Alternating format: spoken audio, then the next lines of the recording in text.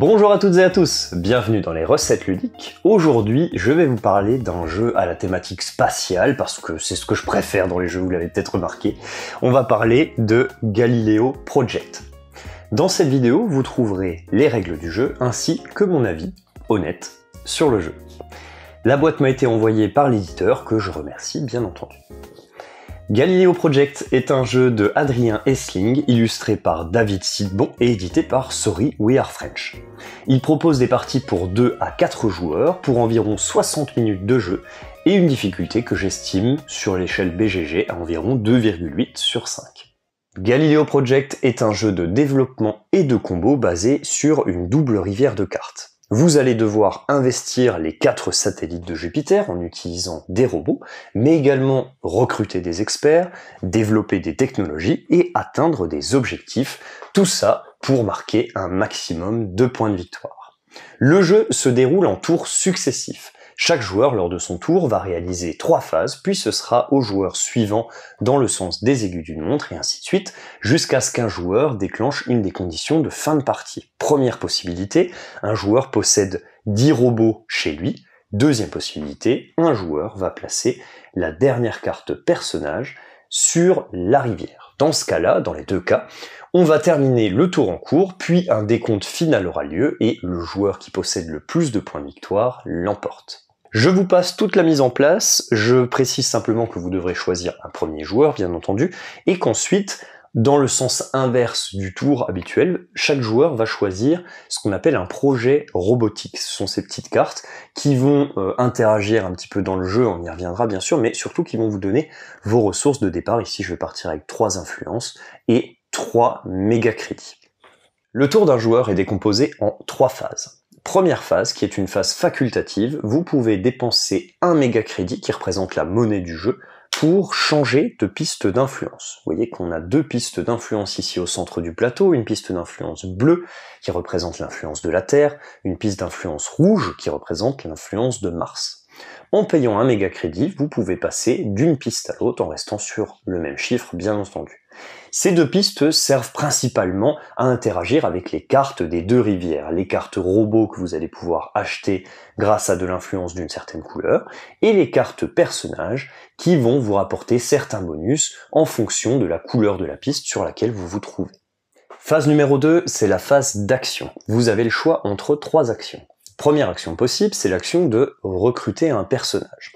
Lorsque vous choisissez cette action, vous allez choisir un personnage de la rivière du bas, et première chose, vous allez obtenir l'influence que le personnage apporte. Alors, il y a quelques petits modificateurs sur les emplacements qui sont le plus à droite, donc ici, si je prends ce personnage, je vais récupérer 4 influences, moins 1, donc 3 influences. Je fais progresser mon marqueur de 3 influences, et je dois cette fois-ci rester sur la piste sur laquelle je me trouve actuellement, bien sûr. Petite exception à ça, si mon marqueur se trouve sur le 0, dans ce cas-là, je gagnerai 3 influences sur la piste de mon choix, puisque j'ai le choix au départ de sur quelle piste je me rends. Deuxième chose, si jamais mon marqueur était sur le 9, ici je récupère 3 influences, je devrais donc arriver à 12, je dépasse les 10, mon marqueur reste sur 10 influences, c'est le maximum qu'on peut avoir, et mes deux influences supplémentaires sont converties en fait en un seul méga crédit. Peu importe de combien je dépasse, je prends toujours un seul méga crédit pour compenser l'influence perdue. Ensuite, vous allez récupérer la carte et appliquer l'un de ses effets. Alors vous voyez que sur les cartes, il y a toujours 2 effets, un effet en haut et un effet en bas. Ces effets sont colorés de la même façon que les pistes d'influence. Vous voyez donc ce qui va arriver, vous allez être contraint par les pistes d'influence sur quelle action vous allez réaliser. Les actions du haut sont toujours des actions immédiates qui vous rapportent en principe des ressources ou en tout cas des bonus que vous prenez instantanément et vous défaussez ensuite la carte personnage. Les bonus du bas sont justement des bonus de fin de partie que vous allez en fait conserver près de votre plateau joueur. Ici par exemple je vais utiliser le bonus de 2 méga crédits puisque je suis sur la piste d'influence bleue, alors je vais aller un petit peu loin, je récupère donc 2 méga crédits.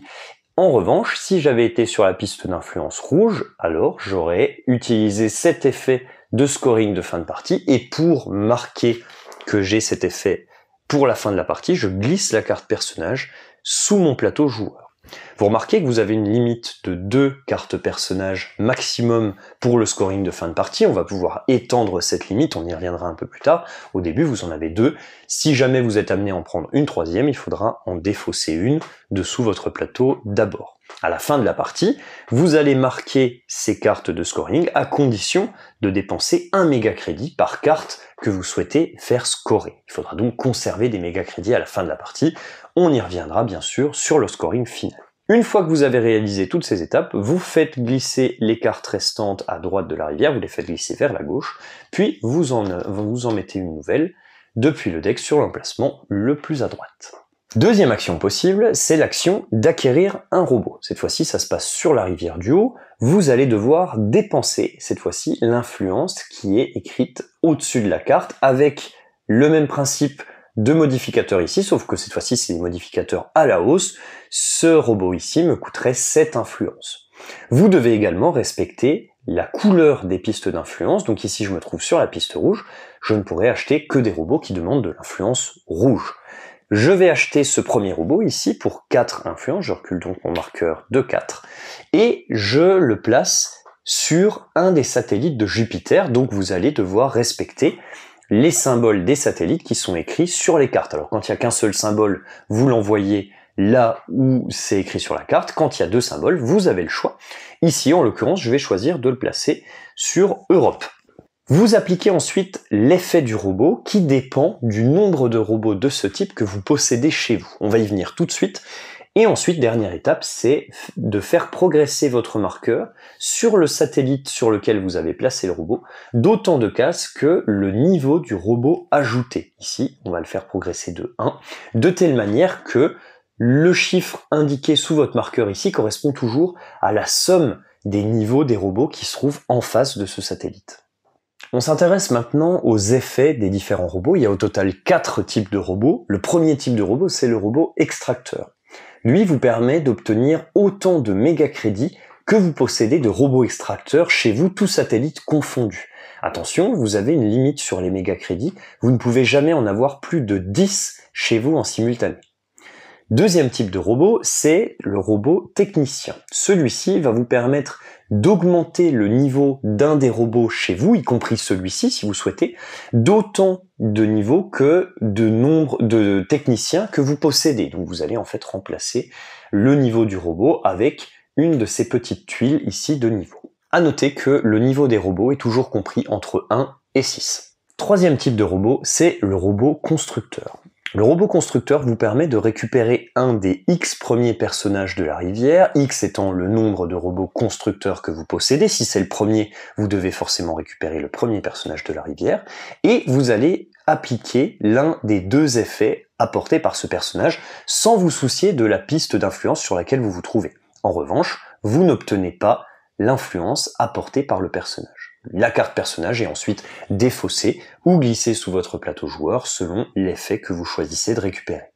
Enfin, quatrième type de robot, c'est le robot type Star Z, c'est celui que j'ai récupéré. Ces robots vont vous permettre de récupérer l'un des X premiers bonus de la tuile Star Z, X étant toujours le nombre de robots Star Z que vous possédez, et donc d'obtenir un de ces bonus. Par exemple, si je prenais mon deuxième robot de type Star Z, j'aurai le choix entre récupérer une science ou 3 influences. Notez que la tuile Star Z est recto verso, le côté que vous allez utiliser est déterminé au début de la partie. Une fois que vous avez appliqué toutes ces étapes, comme pour les personnages, vous faites glisser toutes les cartes restantes vers la gauche, puis vous dévoilez une nouvelle carte robot que vous placez dans l'emplacement le plus à droite. Dernière action possible pour un joueur, c'est d'acquérir une technologie. Les technologies sont des tuiles recto verso au même titre que la tuile Star Z, et donc pour chaque type de technologie, on va déterminer sur quelle face elle sera placée pour cette partie. Pour acquérir une tuile technologie, vous allez simplement vous acquitter du coût qui se trouve en haut à gauche, qui est en principe composé de sciences et ou de méga crédits. Alors vous pouvez noter également que les ressources sciences, comme les méga crédits, sont limitées. Vous ne pouvez jamais avoir plus de 5 ressources sciences chez vous. Donc vous vous acquittez du coût indiqué et puis vous récupérez la tuile. S'il s'agit d'un bonus permanent, vous en bénéficiez à partir de maintenant. Et s'il s'agit d'un bonus immédiat, vous appliquez immédiatement le bonus. Dans les 2 cas, vous conservez bien la tuile pour les points de fin de partie. Notez que vous ne pouvez développer qu'une seule fois chacune des technologies. Troisième et dernière phase du tour d'un joueur, également facultative, vous allez pouvoir valider un objectif. Au début de la partie, vous allez choisir 4 tuiles objectifs que vous allez placer, qui seront donc les objectifs pour cette partie, et vous allez pouvoir les valider en cours de partie grâce à ces petits marqueurs.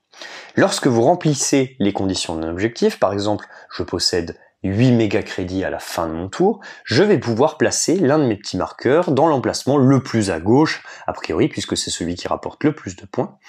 Et donc, j'aurai validé cet objectif à la fin de la partie, j'aurai 4 points de victoire. Notez que vous ne pouvez valider bien sûr chaque objectif qu'une seule fois, et également que vous ne pouvez valider qu'un seul objectif par tour. C'est-à-dire que si vous remplissez les conditions de 2 objectifs à la fin de votre tour, il faudra choisir lequel des deux et valider le suivant au tour d'après si les conditions sont toujours valides, bien sûr. Vous avez la possibilité à ce moment-là de payer des ressources sciences, donc autant que vous voulez, pour réduire le prérequis des objectifs d'autant que vous avez payé de sciences. Par exemple, ici, il faut posséder les 4 tuiles technologies pour cet objectif. Si je paye 2 sciences, eh bien, je ne devrais posséder que 2 technologies pour le valider. On revient maintenant sur un élément dont on a parlé au début du jeu, c'est votre projet robotique. Vous vous rappelez, c'est celui qui vous apporte vos ressources de départ. Ce projet robotique, vous pouvez le considérer comme un robot qui n'a encore ni rôle, ni assignation. Vous allez donc devoir crafter ce robot pour qu'il devienne un robot à part entière et que vous puissiez l'envoyer sur un des satellites de Jupiter. Pour pouvoir crafter ce robot, vous allez trouver 2 types d'icônes, cette icône et celle-ci. Celle-ci va vous permettre de crafter le robot dans le sens où vous allez pouvoir lui donner une assignation, donc le placer sur un des satellites. Par exemple, je vais décider de lui mettre l'assignation Io. Et cette icône va vous permettre de lui donner un rôle, c'est-à-dire de récupérer une des 4 tuiles de type de robot et d'assigner un rôle à votre projet robotique. Ici, par exemple, je le transformerai en technicien. Une fois que votre robot est complètement crafté, c'est-à-dire qu'il a une assignation plus un rôle, dans ce cas-là, vous allez directement l'envoyer sur le satellite correspondant de Jupiter, s'il y a 2 assignations que vous pouvez choisir, comme d'habitude, et vous en appliquez immédiatement les effets et vous faites progresser votre marqueur du niveau du robot correspondant, comme si vous veniez d'acquérir le robot. Ces actions de craft s'appliquent également aux robots de la rivière, alors avec certaines limites bien entendu. Première limite, c'est que chaque robot ne peut avoir qu'un seul rôle. Une fois que vous avez placé une tuile de rôle sur un robot, que ce soit un projet robotique ou un robot standard, vous ne pouvez pas empiler une nouvelle tuile par-dessus pour changer à nouveau son rôle. Ensuite, chaque robot ne peut avoir au maximum que 2 affectations. Vous ne pouvez jamais remplacer une affectation qui est déjà imprimée sur une carte. Vous ne pouvez placer les nouvelles affectations que sur des emplacements disponibles. Lorsque vous modifiez le rôle d'un robot qui se trouve déjà sur un satellite de Jupiter, par exemple je vais transformer ce robot en robot extracteur, rien ne se passe, c'est-à-dire que je ne réapplique pas l'effet du robot extracteur. Justement, il va simplement venir s'ajouter aux autres robots extracteurs que je possède, et quand j'obtiendrai un nouveau robot extracteur, celui-ci va venir s'ajouter à ceux que je possède déjà. Mais c'est tout. On ne réapplique pas ces effets au moment de changer son rôle. Au moment d'une nouvelle assignation à un robot qui est déjà sur l'un des satellites de Jupiter, vous allez devoir changer ce robot de place. Par exemple, je vais assigner ce robot que j'ai crafté, je vais l'assigner sur Ganymède, à la place de Io. Dans ce cas, vous allez devoir ajuster les marqueurs sur les 2 satellites de manière à ce que ça corresponde toujours, comme on disait tout à l'heure, à la somme des valeurs des niveaux des robots qui se trouvent en face du satellite. Ici, je vais donc devoir reculer sur Io et progresser sur Ganymède. Avec une opération comme ça, vous pouvez remarquer que certains satellites possèdent des effets immédiats lorsque le marqueur passe dessus. Donc ici, quand mon marqueur va passer sur cette case, je vais récupérer une science. S'il était amené à reculer derrière cette case, je ne perds pas la science que j'ai obtenue, je ne dois pas la rendre, je ne la gagne pas non plus. En revanche, si mon marqueur remonte une nouvelle fois par-dessus cette case science, dans ce cas-là, je l'obtiens à nouveau, et idem pour les marqueurs sur Callisto. Enfin, dernière chose, si vous obtenez une icône de craft apportée par un personnage ou autre, et que vous avez déjà complété votre projet robotique du début de la partie, qu'il est déjà assigné sur un de vos satellites, vous avez la possibilité d'en prendre un nouveau. Alors cette fois-ci, ce sera un projet robotique neutre sans ressources de départ, et vous allez pouvoir refaire la même chose qu'avec le premier, c'est-à-dire commencer à le crafter, lui donner un rôle, ainsi qu'une assignation, et ainsi de suite.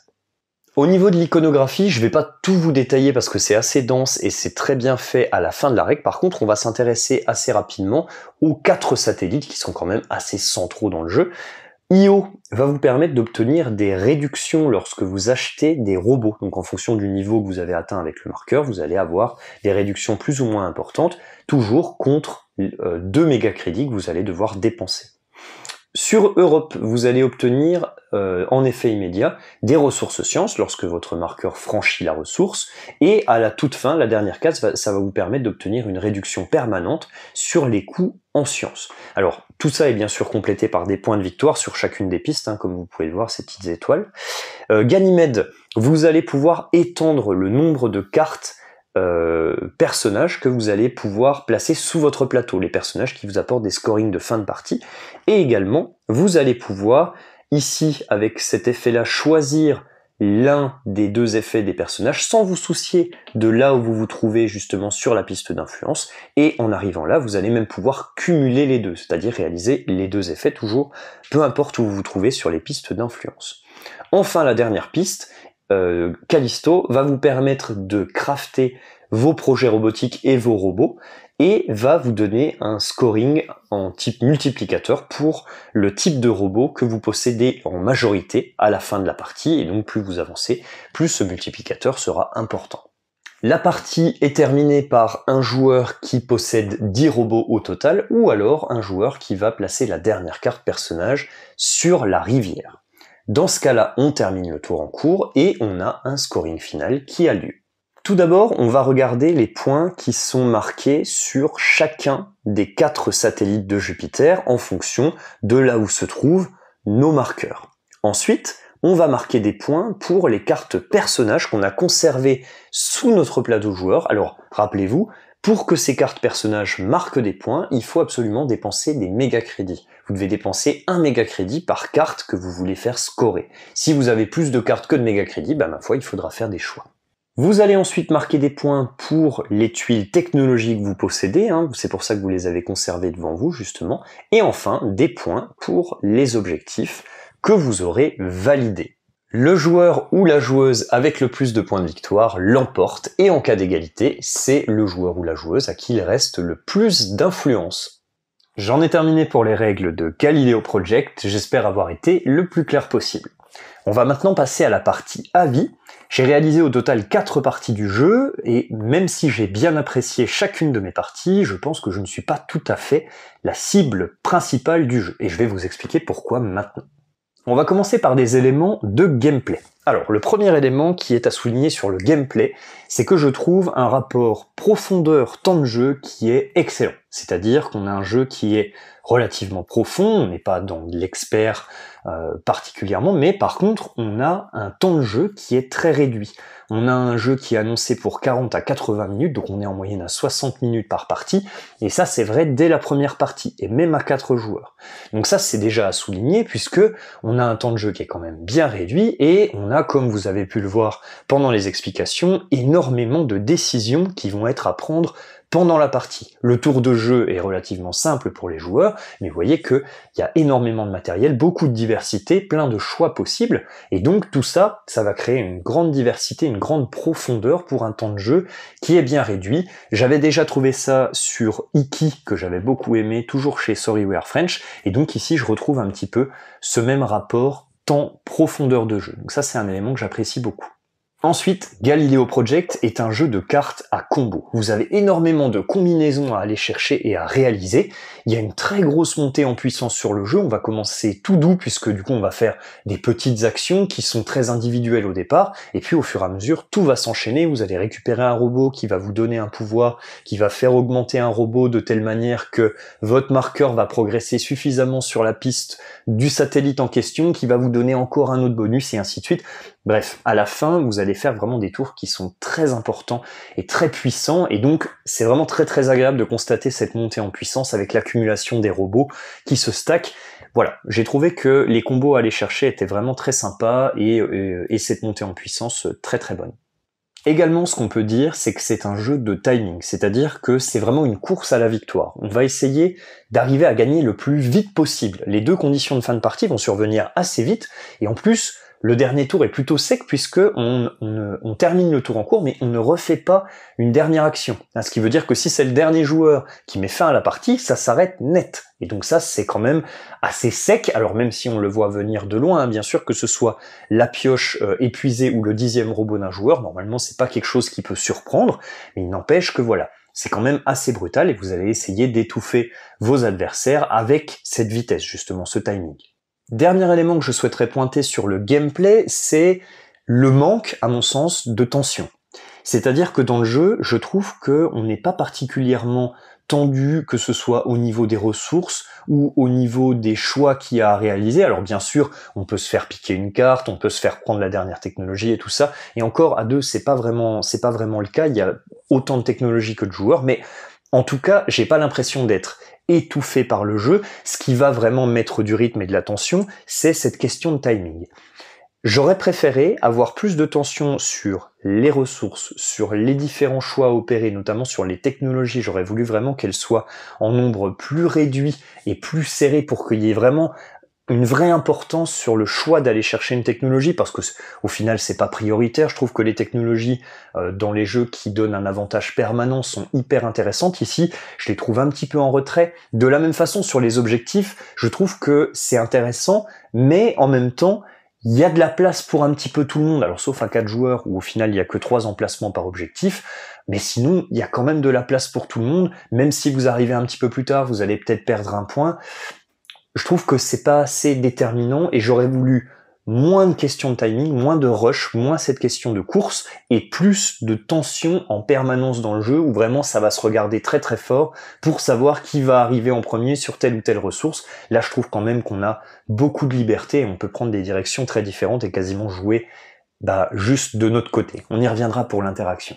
On va passer au deuxième point, c'est le point du matériel. Alors de ce côté-là, je dois dire qu'on est quand même plutôt servi. Alors vous avez remarqué, j'ai changé de tenue parce que je m'y suis repris sur la vidéo.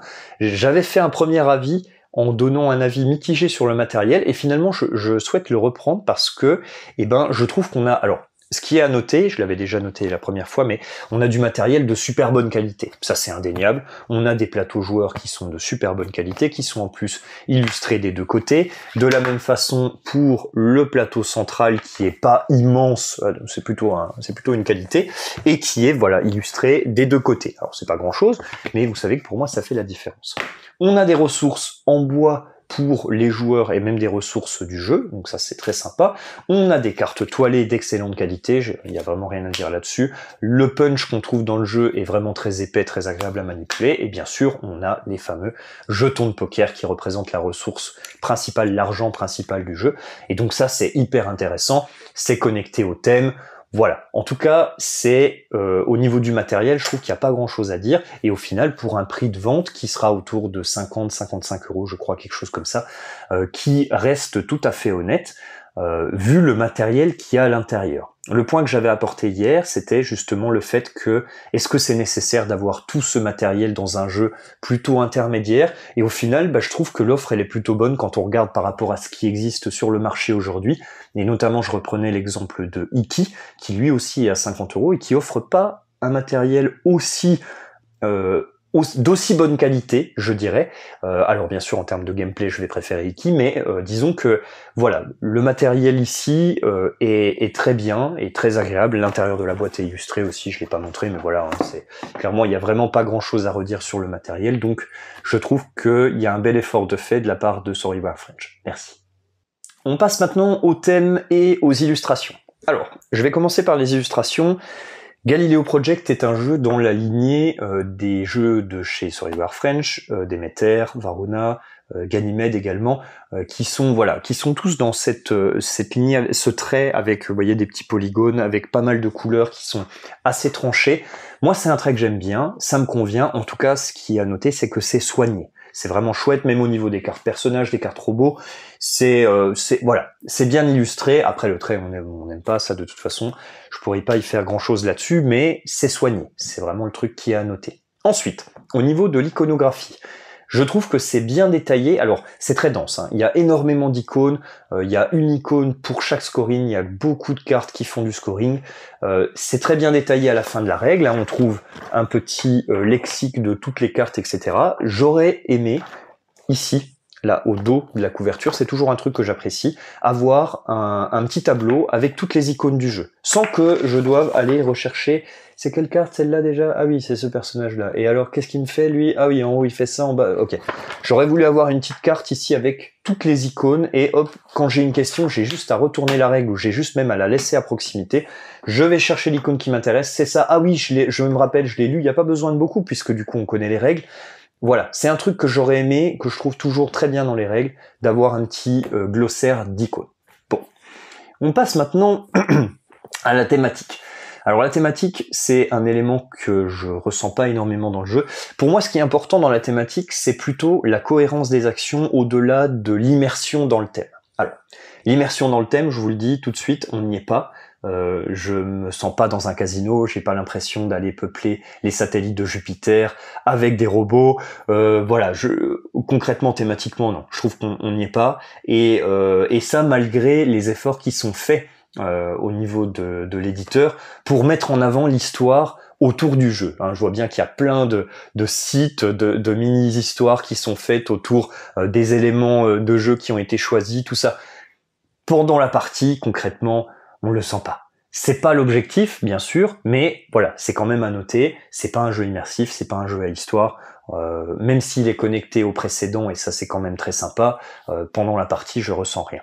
Deuxième chose, au niveau de la cohérence des actions, je n'y retrouve pas complètement non plus. C'est-à-dire que quand je vais finalement récupérer un robot, je fais progresser mon marqueur autour du satellite.